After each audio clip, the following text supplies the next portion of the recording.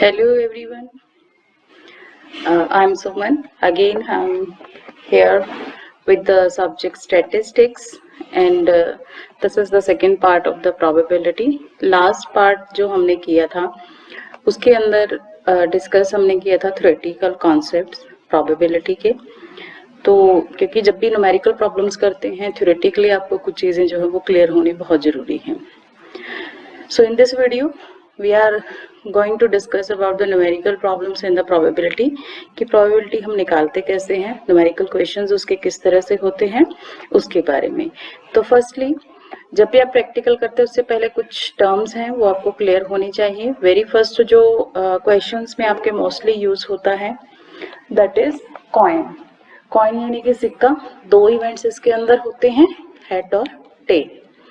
सो जब भी क्वेश्चन में प्रोबेबिलिटी पूछी जाती है तो इसके अंदर दो इवेंट हैं, तो हमेशा से जो टोटल रहेगा वो 2 रहेगा और फिर क्वेश्चन के अंदर जो भी प्रोबेबिलिटी पूछी गई हेड या टेल की उसके अकॉर्डिंगली निकाला जाएगा प्रोबेबिलिटी को। उसके बाद जो क्वेश्चन आता है वो आते हैं बॉल्स के, कि एक बैग में डिफरेंट कलर की बॉल्स हैं और उनमें से कुछ बॉल निकाली गई तो उनकी प्रोबेबिलिटी बतानी है। देन थर्ड चीज आती है आपके पास डाइस। डाइस क्या चीज होती है? जब लूडो खेलते हैं तो एक आपको नंबरिंग के साथ एक बॉक्स क्यूब टाइप का मिलता है, क्यूब जिसपे 1 to 6 जो है वो नंबर लिखे हुए होते हैं। इस तरह से जैसा पिक्चर में है 1 to 3 इस तरह से लिखा जा सकता है, या फिर जो डाइस होता है नॉर्मली उसके ऊपर डॉट्स बने होते हैं। लाइक नंबर 1 के लिए 1 डॉट होगा, नंबर 2 के लिए 2 डॉट्स होंगे and so on up to 6। तो 6 के लिए 6 डॉट्स होंगे। तो ये डाइस का जो है वो क्वेश्चन बहुत बार पूछा जाता है। तो इसमें जो है हमेशा 2 नंबर आगे पीछे आते हैं, 6 इसके पार्ट्स होते हैं और 6 नंबर इस पे लिखे हुए होते हैं। Then the most important that is the cards. Cards अब क्या है? ताश के पत्ते। इसमें ताश की गड्डी में 52 होते हैं ताश, नंबर इनका 52 है। 4 सूट्स होते हैं, 4 सूट्स का स्पेड, डायमंड, हार्ट और क्लब, हुकम, उसके बाद ईंट, फिर पान और देन चिड़ी। तो ये 4 सूट्स होते हैं। हर एक सूट के जो है वो 13 कार्ड होंगे, 13 फॉर ईच सूट। तो यहाँ पे सूट 4 हैं बट नेक्स्ट इज 2 कलर, लेकिन कलर 2 ही रहेंगे, रेड और ब्लैक। ठीक है, जो स्पेड है और जो क्लब है ये दोनों ब्लैक में होते हैं। डायमंड और जो हर्ट होता है वो आपका रेड कलर का होता है। सो इसको बड़े ध्यान से रखना है, जिस पूछे कि कलर क्या बोला है और सूट क्या बोला है। Then is the face card. Face card मतलब जैसा नाम से ही क्लियर है कि जिसके ऊपर फेस बना हो। क्लियर? फेस किसके ऊपर बना होता है? जैक, किंग और क्वीन, यानी कि जे के क्यू। ये 3 कार्ड्स होते हैं जिनके ऊपर फेस बना हुआ होता है। तो हर एक सूट में ये 3 कार्ड होंगे और हमारे पास 4 सूट हैं, तो टोटल फेस कार्ड कितना होता है? 12, राइट? तो I think you are clear about these terms. Now just go with the practical problems of the probability. Let's have discuss very first about the coin. Example है ये coin का। Find the probability of getting a head in tossing of a coin. अब ये simple सा question है सिक्के का, कि आपको एक हेड की प्रोबेबिलिटी निकालनी है जब आपने एक सिक्के को उछाला है। तो वेरी सिंपल, हमारे पास फॉर्मूला क्या होता है प्रोबेबिलिटी का? m/n। m होता है हमारा फेवरेबल केसेस और n होता है हमारा टोटल नंबर ऑफ केसेस। तो यहाँ पे जो फेवरेबल केसेस हैं वो क्या है? 1, क्योंकि हमें हेड ही निकालना है तो फेवरेबल हमारा 1 हुआ, सक्सेस हमारी 1 ही होगी। और चूंकि कॉइन हम उछाल रहे हैं तो उसके 2 इवेंट हैं, हेड भी आ सकता है और टेल भी। तो यहाँ पे टोटल नंबर ऑफ इवेंट होगी 2। तो सिंपली इसको फॉर्मूले के अंदर पुट कर देना है, तो ये आ जाएगा 1/2, राइट? नेक्स्ट देखिए, नेक्स्ट है हमारे पास डाइस का example. Find the probability of getting even number in throw of a dice. कि एक डाइस है उसको थ्रो किया गया है, फेंका गया है, तो उसके ऊपर जो इवन नंबर है उसके आने की प्रोबेबिलिटी क्या है? इवन नंबर तो फर्स्टली होते क्या हैं? जो 2 से डिवाइड हो जाते हैं। क्लियर है? तो अब इसमें डाइस को फेंका गया है तो इसके अंदर हम प्रोबेबिलिटी कैसे निकालेंगे? प्रोबेबिलिटी का फॉर्मूला वही रहेगा, m over n that is favorable cases over total cases. अब हमें फाइंड आउट करना है टोटल केसेस. टोटल केसेस कितने होते हैं एक डाइस के अंदर? 6, क्योंकि 1 to 6 यहाँ पे लिखा हुआ होता है, तो टोटल नंबर ऑफ केसेस आपके 6 हो जाएंगे जितने नंबर्स उस पे लिखे हुए हैं. और फेवरेबल हमने निकालने हैं इवन नंबर. अब इवन नंबर जो 2 से डिवाइड होते हैं, तो यहाँ पे इन 6 के अंदर कितने हैं? 2, 4 और 6. ये 3 नंबर है जो 2 से डिवाइड होते हैं, तो फेवरेबल केसेस कितने हो गए? 3. क्लियर है? 2, 4 और 6 का. अब सिंपली आपको n भी पता लग गया, m भी पता लग गया, तो प्रोबेबिलिटी निकाल देते हैं. प्रोबेबिलिटी कितनी आ गई? 3/6 और 1/2.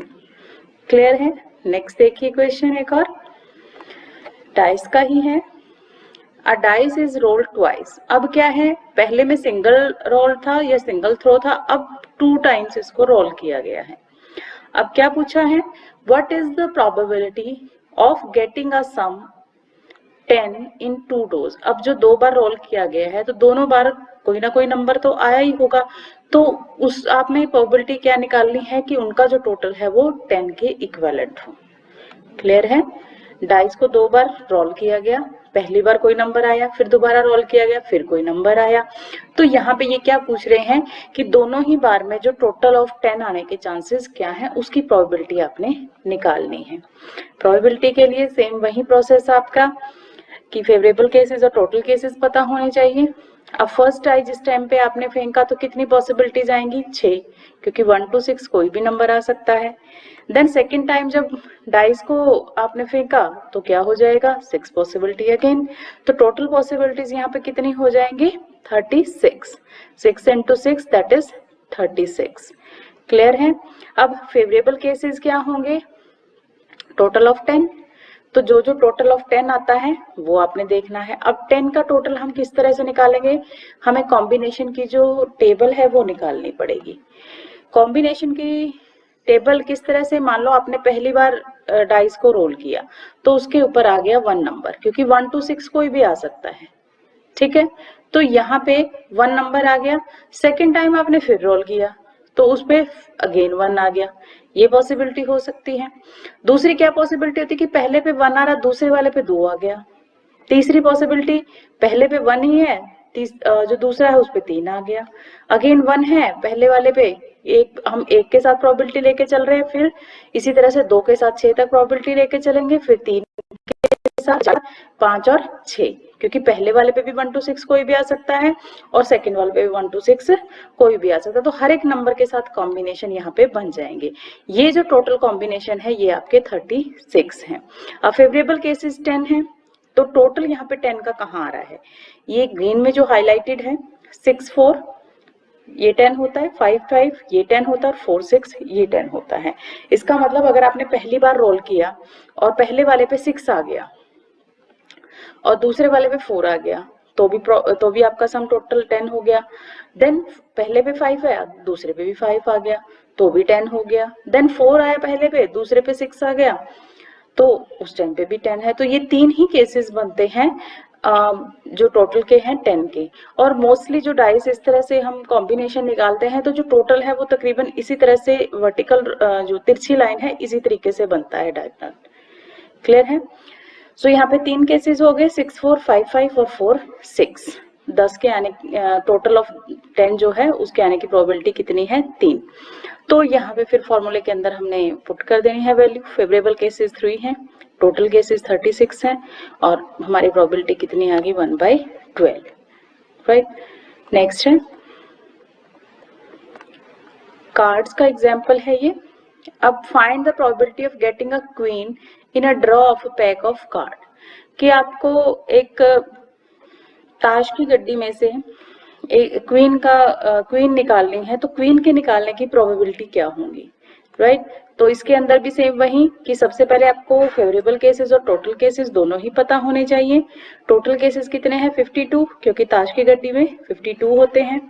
देन है फेवरेबल केसेस, क्वीन कितनी होती हैं? 4, हर एक सूट में एक एक होगी, तो प्रोबेबिलिटी क्या हुई? 4/52, दैट इज 1/30. क्लियर है? देन है अगेन कार्ड्स का ही क्वेश्चन है. Find the probability of getting a face card in a draw from a well shuffled pack of 52 cards. अब क्या है, फेस कार्ड निकालने की प्रोबेबिलिटी पूछी है. फेस कार्ड मैंने बताए थे जिसके ऊपर फेस बना हुआ होता है, और वो कौन कौन से होते हैं हमारे, जैक, किंग और क्वीन, JKMQ. ये हर एक सूट में 3 मिलेंगे और 4 सूट में 12 हो जाएंगे. तो सबसे पहले टोटल नंबर ऑफ केसेस कितने हैं, 52.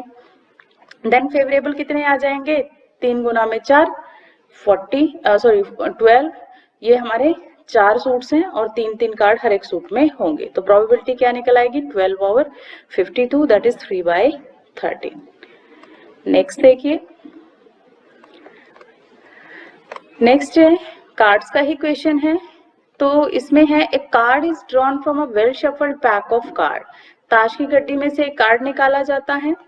अ person bets that it is a spade or an ace, यानी कि वो आपका हुक्म का है या फिर एक इक्का है. What are the odds against his winning bet. ये उसने शर्त लगाई है कि इनमें से कोई भी कार्ड आएगा तो आपने क्या निकालना है कि उसकी जीतने के अगेंस्ट ऑड्स निकालने हैं. ठीक है, यानी कि जो जीतने की उसकी प्रोबेबिलिटी उसको 1 में से लेस कर देना है. तो प्रोबेबिलिटी यहाँ पे किस तरह से निकलेगी, फॉर्मूला तो आपका वही सेम है, m/n वाला. अब यहाँ पे टोटल नंबर ऑफ जो केसेस हैं वो कितने होंगे, n आपका कितना होगा, 52, क्योंकि ताश की गड्डी में वही 52 ही टोटल रहता है. अब आपको निकालना है फेवरेबल केसेस. अब फेवरेबल केसेस में क्या पूछा है, अ spade or an S, that means हुक्म का या इक्के का. तो यहाँ पे हुक्म के प्लस में इक्का, तो टोटल जो है वो आपके फेवरेबल केसेस कितने हो जाएंगे, 16. अब 16 कैसे, स्पेड एक पूरा सूट है 13 कार्ड्स का, तो 13 वो प्लस 3 इक्कास. अब यहाँ पे मैंने 3 इक्कास क्यों किए हैं, क्योंकि जो एक इक्का है वो ऑलरेडी इंक्लूडेड है स्पेड के अंदर, और बाकी जो अदर सूट बच गए वो 3 बच गए, तो उन तीनों में से एक एक इक्का निकलेगा. तो टोटल हमारे पास कितना बन गया, 16, राइट. तो इसमें हमारे नंबर ऑफ फेवरेबल केसेस 16 निकल आए. अब हम निकालेंगे प्रोबेबिलिटी जीतने की, 16/52 और 4/13. तो ये तो होगी उस पर्सन के जीतने की चांसेस कि ये वाले पत्ते निकल आएंगे, ये कार्ड्स निकल आएंगे. और हमने निकालना क्या है, odds against his winning bat. इसका मतलब उसके अगेंस्ट ओड्स क्या बनेंगे, तो उसको हम 1 में से लेस करेंगे और रेशियो में बता देंगे. Probability of losing the bet 1 - 4/13, यानी 1 में से अगर हम जीतने की प्रोबेबिलिटी माइनस कर देते हैं तो हमारे पास कितना आ गया, 9/13. अब ओड्स अगेंस्ट पूछे हुए हैं तो ये आ जाएगा हमारा 9:4. ये हमारे odds against winning of that person bet है. नेक्स्ट है बॉल्स का example. From a bag containing 5 red and 4 black balls, a ball is drawn at random. What is the probability that it is a red ball? ये आपको 2 colour की ball दी हुई हैं एक bag के अंदर, एक बॉल निकाली गई, और अब आपको निकालनी है कि वो जो बॉल निकाली गई है वो उसके रेड होने की प्रोबेबिलिटी क्या है. सो रेड होने की प्रोबेबिलिटी निकालने के लिए पहले आपको total number of cases then favourable number of cases पता होना चाहिए. अब यहाँ पे टोटल नंबर ऑफ केसेस क्या होगा, 5 रेड है और 4 आपकी ब्लैक बॉल है, तो टोटल कितना हो गया, 5 + 4 9, राइट. 5 रेड और 4 ब्लैक बॉल. अब फेवरेबल क्या होंगी, सिर्फ रेड बॉल, तो यहाँ पे रेड बॉल कितनी है, 5, तो दैट मीन्स हमारा m कितना निकला, 5. प्रोबेबिलिटी क्या हो जाएगी, 5/9. क्लियर है. देन अगेन बॉल्स क्वेश्चन है ये. From a bag containing 5 black and 10 white balls, what is the probability of first a black ball, second a white ball. अब यहाँ पे दोनों की पूछी हुई है कि ब्लैक की कितनी है और व्हाइट की कितनी है. सिंपल वही है जैसा पहले कर रहे थे, टोटल निकालेंगे हम, कितना निकलता है हमारा टोटल नंबर ऑफ केसेस, तो 5 ब्लैक हैं और 10 हमारी व्हाइट बॉल है, तो इन दोनों को ऐड करेंगे, टोटल हमारा हो गया 15. क्लियर. देन फर्स्ट कंडीशन, एक ब्लैक बॉल को ड्रॉ करने की प्रोबेबिलिटी, तो इसमें फेवरेबल केसेस कितने होंगे, जितनी ब्लैक बॉल्स हैं तो वो कितनी है, 5, और प्रोबेबिलिटी क्या बनेगी, 5/15 यानी कि 1/3. क्लियर है। सेकंड है व्हाइट बॉल, तो यहाँ पे जितनी व्हाइट बॉल है उतने हमारे फेवरेबल केसेस हो जाएंगे। तो number of black ball in a bag is 10, तो प्रोबेबिलिटी क्या रहेगी 10/15 और 2/3, राइट। अगेन देखिए नेक्स्ट है जो नॉर्मली कई बार क्वेश्चन आ जाता है, ये कॉम्पिटिटिव एग्जाम में भी इस तरह का क्वेश्चन पूछा जाता है कि कोई एक पर्टिकुलर वर्ड दे दिया जाएगा और उसमें से आपको कोई प्रोबेबिलिटी पूछी जाती है। Like a single letter is selected at random from the word statistics, कि एक लेटर जो है इस वर्ड के अंदर से सेलेक्ट किया गया।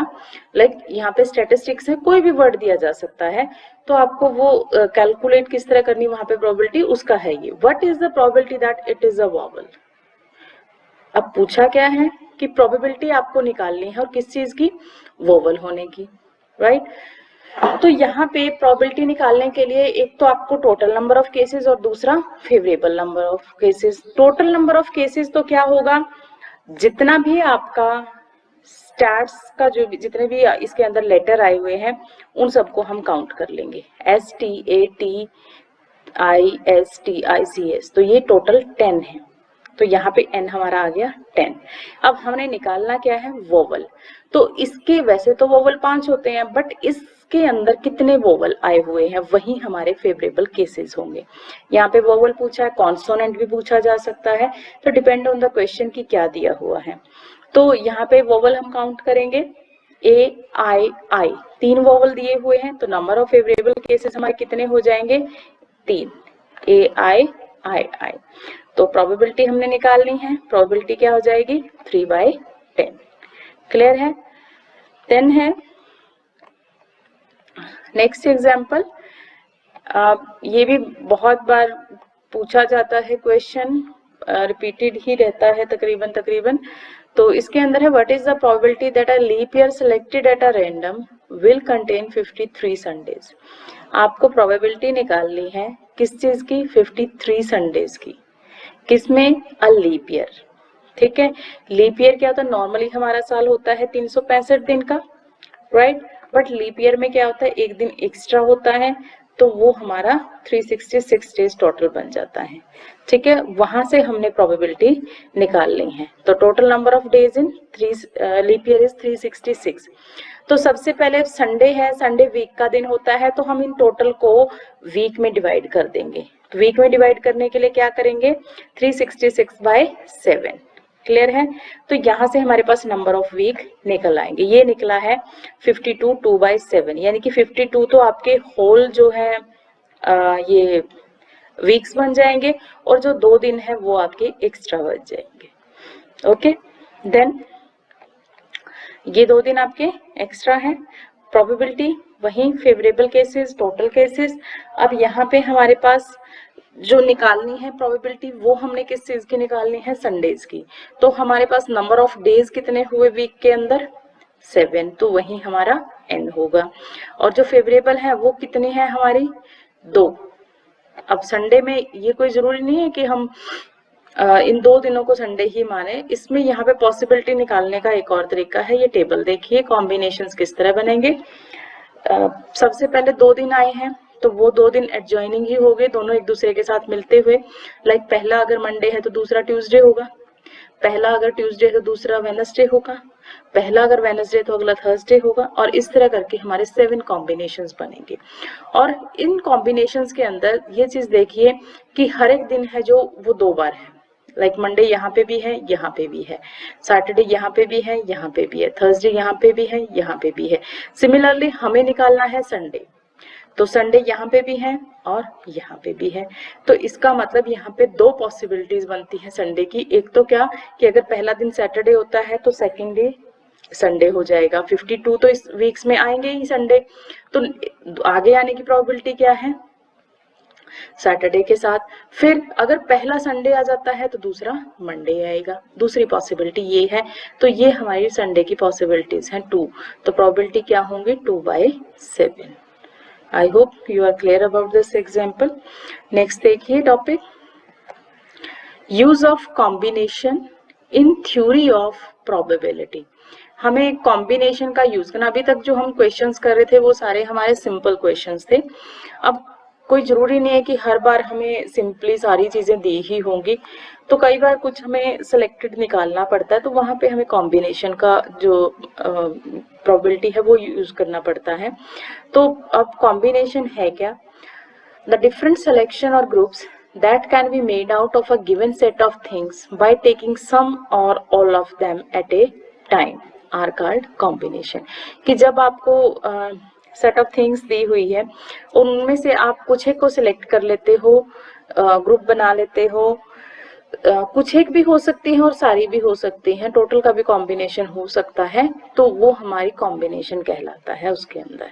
ठीक है, अब इसके अंदर it is not possible that probability of happening of an event can be find out easily all the time. अभी जितने हमने क्वेश्चंस किए उसमें हम इजिली फाइंड आउट कर रहे थे किसी भी इवेंट के हैपन होने की प्रोबेबिलिटी। ठीक है, लेकिन हर बार ऐसा नहीं पॉसिबल होता। नेक्स्ट है, so groups are selected randomly and not the order of the happening of an event. इसलिए ग्रुप जो है रैंडमली सिलेक्ट किए जाते हैं, कोई ये नहीं देखा जाता कि what is the order of happening, कि कोई चीज कब पहले हुई थी कब बाद में हुई थी। क्लियर है? नेक्स्ट है फॉर्मूला फॉर द कॉम्बिनेशन, क्या यूज किया जाएगा? ये है एनसीआर, और ये एनसीआर को कैसे लिखा जाएगा? n का फैक्टोरियल, n माइनस आर का फैक्टोरियल और r का फैक्टोरियल। अब यहाँ पे दो ही वर्ड है, c हमने कॉम्बिनेशन के लिए यूज किया है, n और r। तो n नॉर्मल आप जानते ही हैं टोटल नंबर ऑफ केसेस होंगे, और r हो जाएगा सक्सेस के चांसेस। क्लियर है ये फॉर्मूला? आप देखिए इसके क्वेश्चंस देख लेते हैं।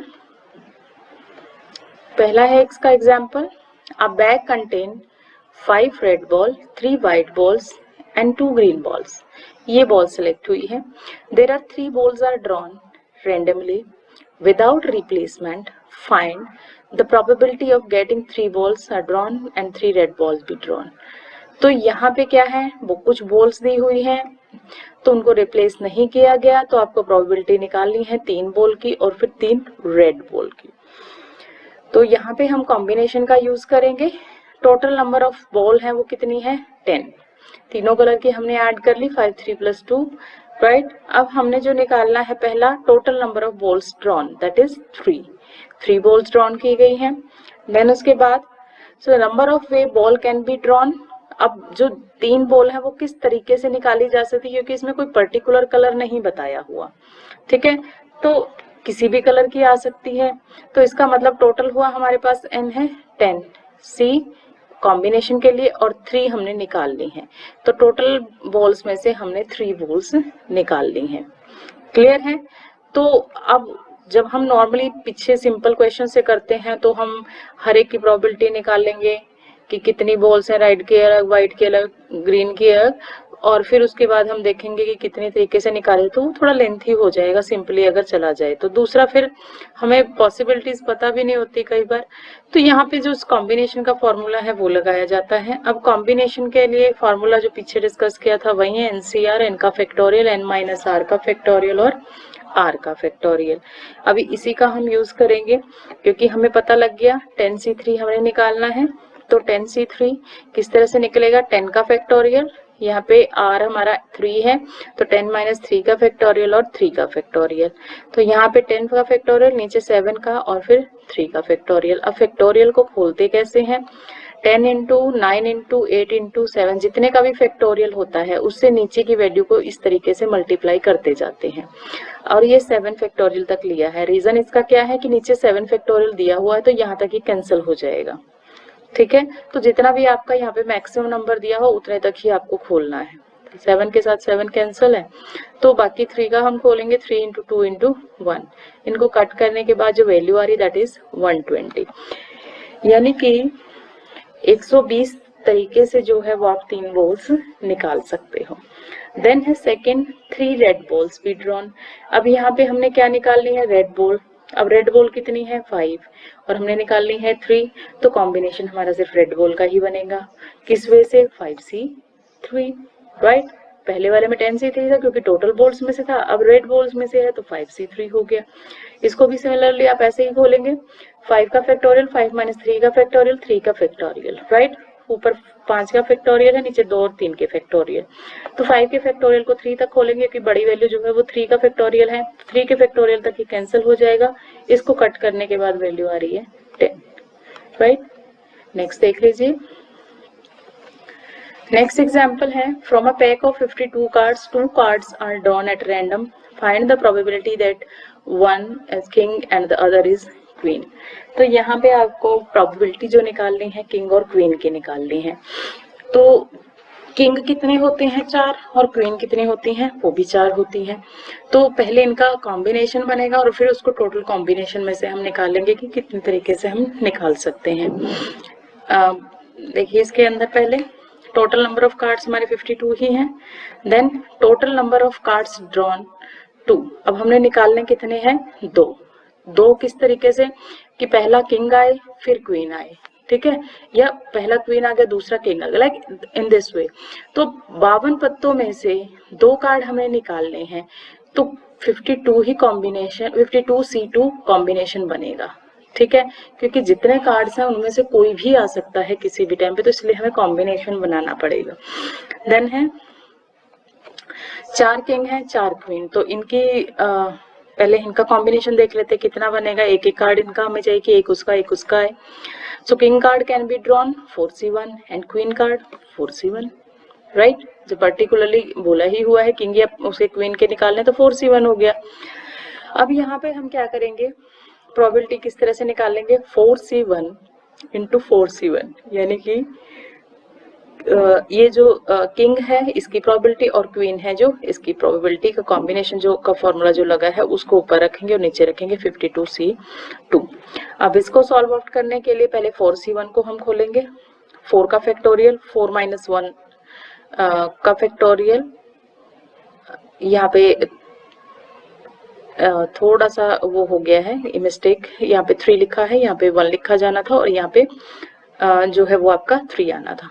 चलो any how solve will be same, solution will be same actually, ठीक है। यहाँ पे एक्चुअली 3 की जगह 1 और 1 की जगह 3 आना था। सो देन 4 का फैक्टोरियल, फिर उसके बाद 3 का फैक्टोरियल और 1 का फैक्टोरियल, तो यहाँ पे सॉल्व आउट करने के बाद 4 आ जाएगा, ठीक है। तो दोनों जब भी आप दोनों का आप खोलेंगे तो यहाँ पे क्या हो जाएगा आपका 4 आंसर आएगा, 4 × 4 आ जाएगा। अब हमने खोलना है 52C2 का, तो 52C2 में पहले 52 का ऊपर आ जाएगा फैक्टोरियल, नीचे 52 में से 2 को माइनस करेंगे और 2 का फैक्टोरियल आ जाएगा, ठीक है। तो अब उसके बाद यहाँ पे जो आना है वो है आपका 52 को खोलेंगे 50 तक, यानी कि जब यहाँ पे 52 में से 2 लेस कर दे तो 50 तक, यहाँ तक फैक्टोरियल होगा, इसके यहाँ तक कैंसिल हो जाएगा और 2 से हम डिवाइड करेंगे, तो सोल्व आउट करने के बाद 1326 आ गया। क्लियर है। अब ये दोनों हमने फैक्टोरियल ऊपर वाले और नीचे वाले जो कॉम्बिनेशन जो है वो खोल लिए।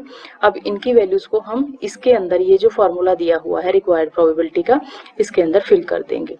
तो यहाँ पे क्या हो जाएगा 4 × 4 डिवाइड बाय 326 8/663, ये आंसर यहाँ पे आ जाएगा। आई थिंक क्लियर है आपको ये। तो जितना भी कॉम्बिनेशन तक अभी तक किया है हमने उसको आप थोड़ा सा रिवाइज कीजिए, प्रैक्टिस कीजिए उसकी। अगेन मिलते हैं नेक्स्ट वीडियो के साथ। आई होप आपको ये समझ आई है। Thank you so much for the watching and practice.